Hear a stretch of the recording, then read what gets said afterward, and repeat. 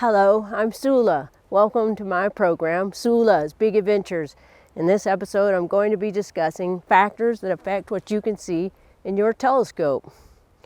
There are many, but the most important factors are the aperture of your telescope and how dark the sky is at your observing site. Let's start with aperture. The aperture of your telescope will be stated either in millimeters or inches, and it refers to the diameter of your primary mirror or your primary lens. The bigger the aperture or diameter of your lens or mirror, the more light your telescope will gather and the more you will see in both detail on planets, resolution, ability to see faint or deep sky objects, lower magnitude stars, and resolve double stars. The manufacturer of your telescope will list the aperture and the resolving power of that telescope. I have two completely different models, types, and apertures of telescopes here. This telescope is a Schmidt-Cassegrain design, which means that it uses both mirrors and lenses. And in the front is a corrector plate to correct for spherical aberrations caused by the spherical primary mirror, and a secondary mirror. And since they're placed at the front of the telescope, it will cause some obstruction of light entering the telescope. The primary mirror is at the back of this telescope where the eyepiece is situated. Newtonian reflectors like Dobsonians also have an obstruction at the front because the secondary mirror on a Dobsonian is held in place in the front of the telescope with spider vanes. The amount of the obstruction in a Schmidt-Cassegrain will vary, but I think this one has a 34% obstruction, but you won't notice it except when defocusing on a star. This particular telescope is a Meade LX85. It has special coatings on the mirror to increase light transmission and a special design to eliminate coma, which I will discuss later. But most importantly, this telescope has an aperture of 8 inches or 203 millimeters, giving it a lot of light gathering ability. And it has a theoretical resolving power of 0.57 arc seconds. Resolving power is the ability of the telescope to separate two close points. The theoretical resolving power of a telescope can be calculated according to the Dawes limit, and the formula for determining resolving power of your telescope is 4.56 divided by the aperture of your telescope in inches. For example, this Schmidt-Cassegrain has an 8-inch aperture, so the resolving power is 0.57 arc seconds. In metric units, the resolving power is 116 divided by the aperture of the telescope in millimeters, so 116 divided by 203 millimeters, again 0.57 arc seconds. This formula is independent of the telescope type or model and is based only upon the aperture of the telescope. The larger the telescope's aperture, the more it's capable of resolving. And this is important to keep in mind when observing celestial objects which require high resolution, such as the planets and double stars. Resolving power is very much a function of atmospheric seeing, though. The actual resolving power of a telescope on a given night is rarely less than 1 arc second from even the best viewing locations on Earth. This other telescope is a different design. This is a refractor telescope, which means that it uses a primary lens at the end of the telescope. So there's no obstruction on a refractor, but lenses come with their own problems. Chromatic aberration or false colors, it's annoying to many people, but doesn't impact the resolving power. Moreover, to compensate for chromatic aberration, this telescope has 2 additional lenses placed at the front of the telescope, and one of those lenses is an extra low dispersion lens that eliminates false colors. I've never detected any false colors on this refractor. Refractor telescopes provide excellent contrast and crisp images, but this particular telescope only has an aperture of 80 millimeters or 3.15 inches, so it only has a resolving power of 1.45 arc seconds. I would not be able to split some very close double stars with this little telescope, and I won't be able to see details on the planet with such a small aperture telescope. This telescope is not going to allow nearly as much light in as this 203 millimeter telescope will. Hence, I will be able to see more with this Schmidt-Cassegrain than with this 80 millimeter refractor. And when it gets dark, I can demonstrate this by pointing each telescope at a pair of double stars and seeing if each telescope can resolve or separate the star into its component parts. I'll also have a faint deep sky object or two in a deep sky object challenge. To be clear, I am not comparing these two telescopes. They're not at all comparable. I'm merely making the point about the importance of large aperture for seeing faint deep sky objects, resolving tight double stars, seeing more detail on planets, and seeing deep sky objects. There aren't any planets for me to demonstrate on, well, Venus, but it's a special case. But it's axiomatic that bigger aperture allows you to see more details on the planets. After aperture, the next most important factor in determining what you can see in your telescope is the sky quality. Observing from dark skies is key.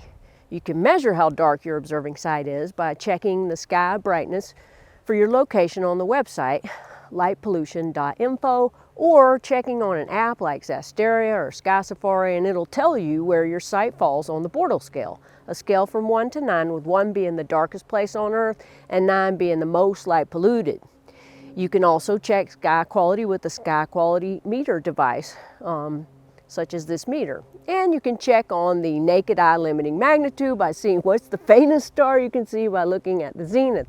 But there are other factors at work limiting what you can see, and one of them is seeing. Astronomical seeing is how much the celestial body you are observing in your telescope is blurred, distorted, or shimmering due to atmospheric turbulence, which is especially noticeable at high magnifications. I covered astronomical seeing in the last episode, and here's the link if you want to find out more about astronomical seeing. Seeing mainly affects how much detail you can see on the planets and the moon and in splitting double stars.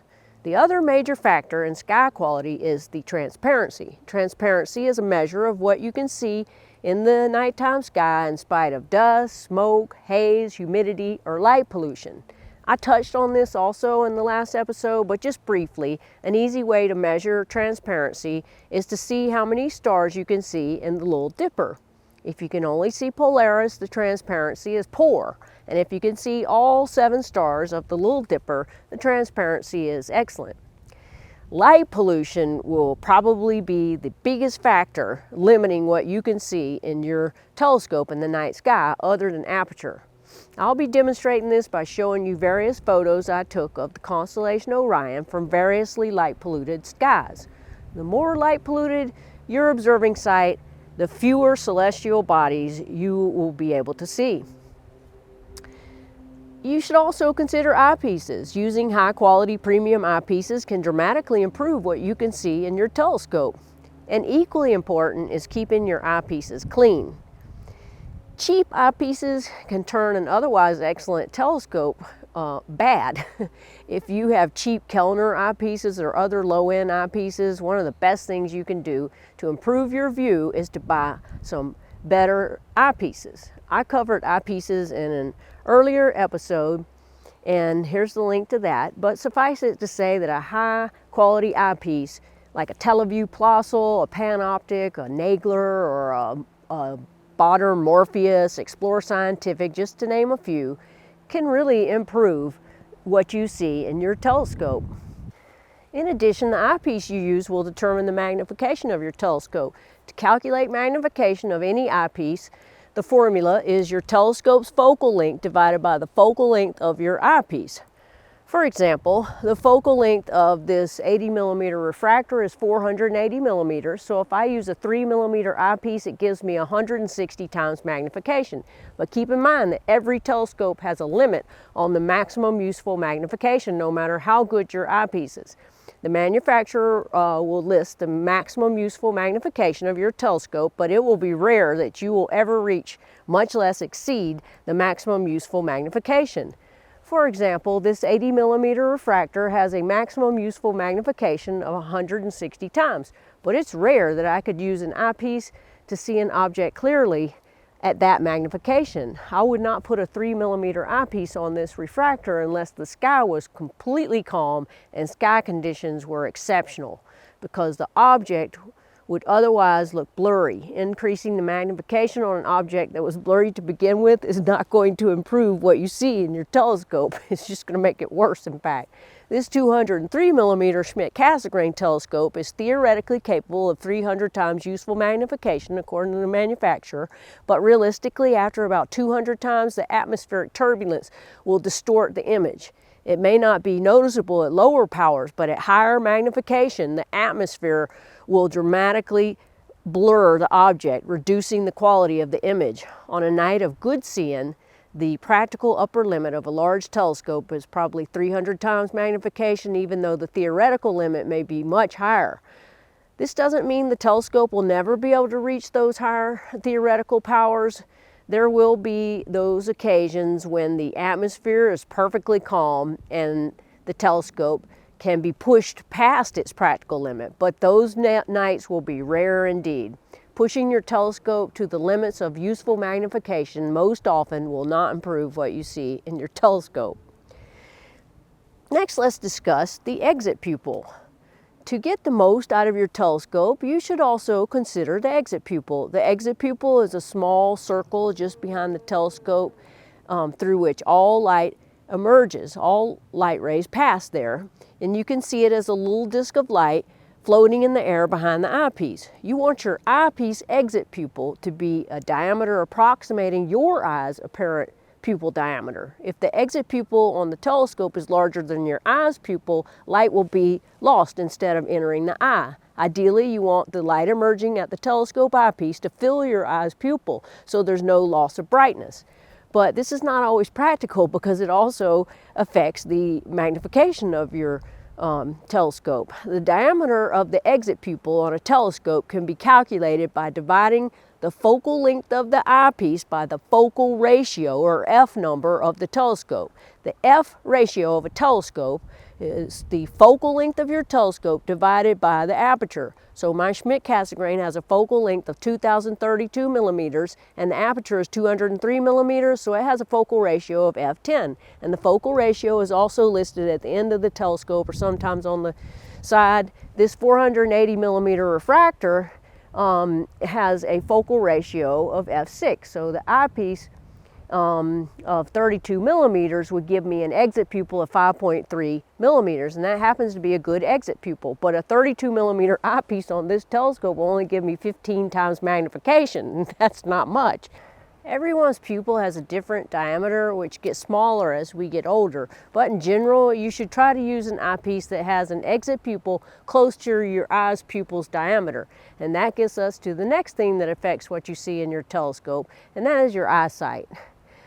The average pupil size of a young person's dark adapted eye is about 7 millimeters, but as you get older, the maximum pupil size decreases slowly, so that by the time you are 60, it may only be 4 millimeters.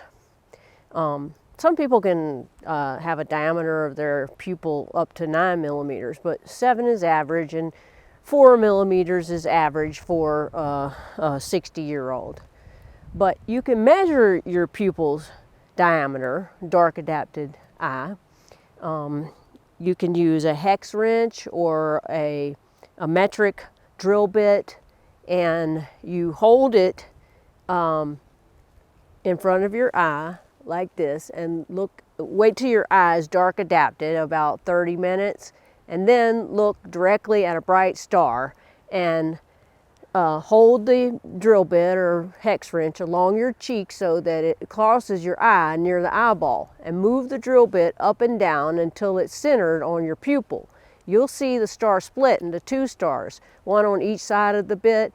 Substitute larger bits until you reach the point where the star no longer splits but is visible only as a single star on one side or the other of the bit.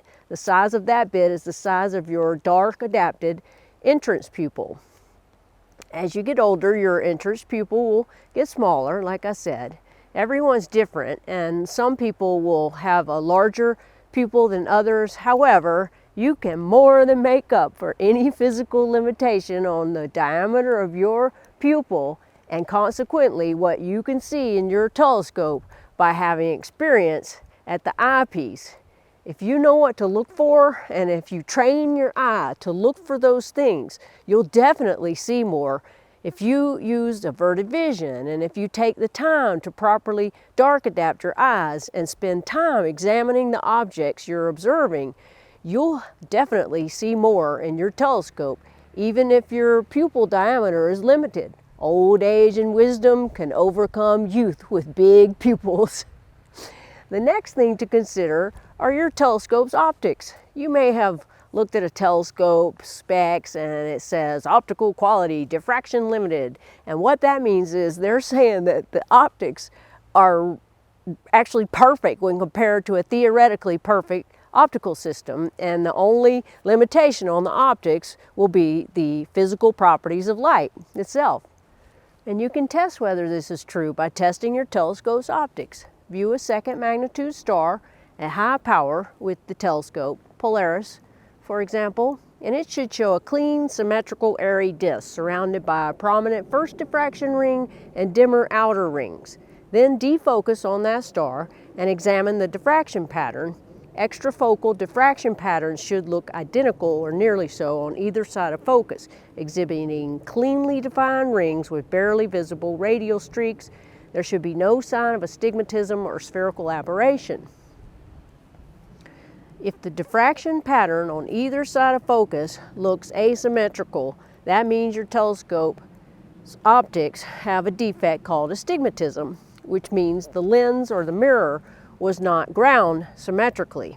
And in focus, the stars will appear somewhat cross-like, and your telescope is not diffraction limited.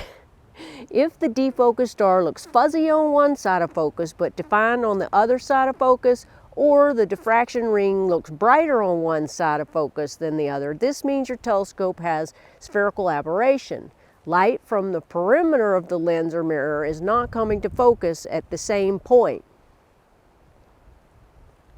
If the stars look deformed in and out of focus, you might have pinched optics. It occurs when the cradle holding a lens or the clips holding a mirror are not correctly adjusted, and it causes the lens or mirror to be deformed, causing a pinched looking star. And you can correct for this by adjusting the clips or cradle, but you should have a professional do it. Chromatic aberration or false colors occurs in achromatic refractors because the colors are not brought to the same focal point. False colors are irritating, but they're not as bad as other flaws in optics, such as spherical aberration and astigmatism, in my opinion. Coma occurs in all reflector telescopes, and it makes stars at the edge of the field of view look flared on one side. Coma is most apparent in fast reflectors, f4 or f5. You can correct for coma, though, with the coma corrector. Take care of your optics. Make sure your optics, if you own a reflector or a catadioptric, are well collimated to get the best, most in-focus image, and keep all telescopes clean and free of dust. Keep a dust cover on it when you're not using it, and keep dew off of it, or you'll get a buildup of scum on it that will not come off. And using a blow dryer on dew covered on a telescope lens or mirror is a bad idea. Poorly maintained telescopes and dirty eyepieces will definitely diminish what you can see in your telescope in the night sky. But most of all, if you want to see more, use the biggest aperture telescope you can afford and can lift and handle now and in the future. And take the time to go to a dark sky site. Those are the biggest factors, along with letting your eyes get dark adapted to seeing more through your telescope. I'll come back when it's dark for the Double Star Deep Sky Challenge. Hello and welcome back to the program. I've got my 80mm telescope and my 203mm telescopes both set up, and they're both pointed to a double star because now it's time for the Double Star Deep Sky Object Challenge. First, we'll try to split a double star. I've got them both pointed at Izar, a double star in Boötes, also known as Epsilon Boötes. The primary star is 2.7 magnitude, and the companion star is magnitude 5.1, and they are 2.7 7 arc seconds apart, so it's going to require about a 66 millimeter telescope to split Izar. So it's going to be a challenge. So I'm going to first try with the 80 millimeter refractor with the 26 millimeter eyepiece, and there it is, and it just appears as a single star, which is what you would expect. But I've got this big 4.5 millimeter eyepiece, which will give me a little over 100 times magnification, which is what I understand you need. And even at that magnification, I cannot split it. It's sharp though. Okay, I have Izar in the 203 millimeter aperture telescope. I'm going to start out with a 24 millimeter eyepiece, and it's going to just appear as a single star. And I'm going to go to this super plossel that came with it, because I had an 8 millimeter and I didn't like it, and I stopped using it. So I'm going to use this 9.6 millimeter super plossel and see if I can split it. Okay. It's tough, but yes, I can see 2 stars. It's tough. I've seen better double stars, but I can split it. All right, now we'll try something a little easier. Algebra, double star in Leo the lion. That is much easier to split. So let's try to split it. I know I can with this telescope, but if you want me to prove it, I will. Just 1 second. Okay. This looks like 1 star with the 26 millimeter. Now, let's see if I can split it. Should be able to with this 4.5 millimeter. Yes, I can. Okay. Beautiful, beautiful, beautiful. Alrighty, I split it with the 80 millimeter. Okay, now I have the 203 millimeter telescope on algebra and a 24 millimeter eyepiece. And I don't even need to increase the magnification. I can clearly see the 2 stars. I mean, it is 4.8 arc seconds apart, I think. Beautiful, beautiful double star. You should look at it sometime if you haven't. Alrighty. So now it's time for the deep sky challenge. Okay, so on the double stars, the 80 millimeter refractor was able to split algebra, which is about 4.2 arc seconds apart, and it was not able to split Izar, which is 2.85 arc seconds apart, whereas the 203 millimeter telescope could split both double stars. The one in Leo algebra, it split easily. Now for the Deep Sky Object Challenge. I've chosen the Cat's Eye Nebula NGC 6543, a planetary nebula in Draco that's approximately 3,000 light years away. It was discovered by William Herschel in 1786, and its magnitude 9.8. I have both telescopes pointed at it, and now let's see if I can see it in both of them. Okay, I'm going to look at it with this 24 millimeter eyepiece.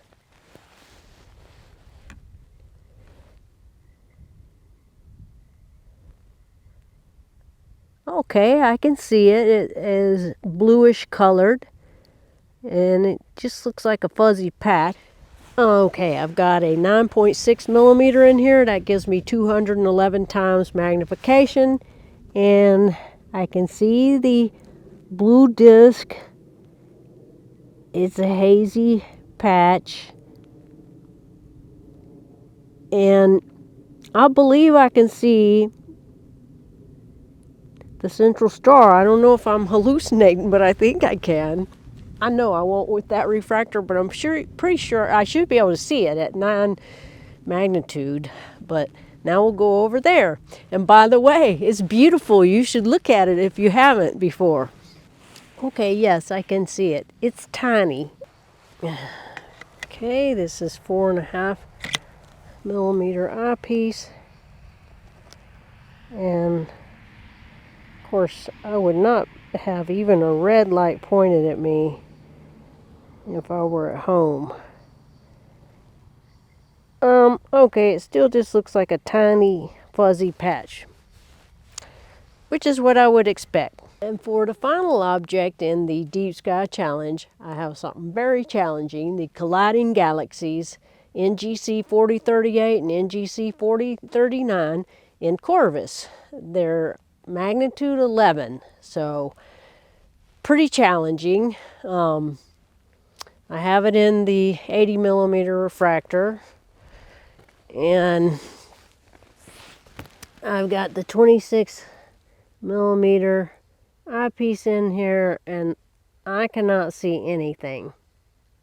I've got NGC 4038 in here with a 24 millimeter eyepiece. That's about 86 times magnification, and it's tough to see. It's faint, but I can see it.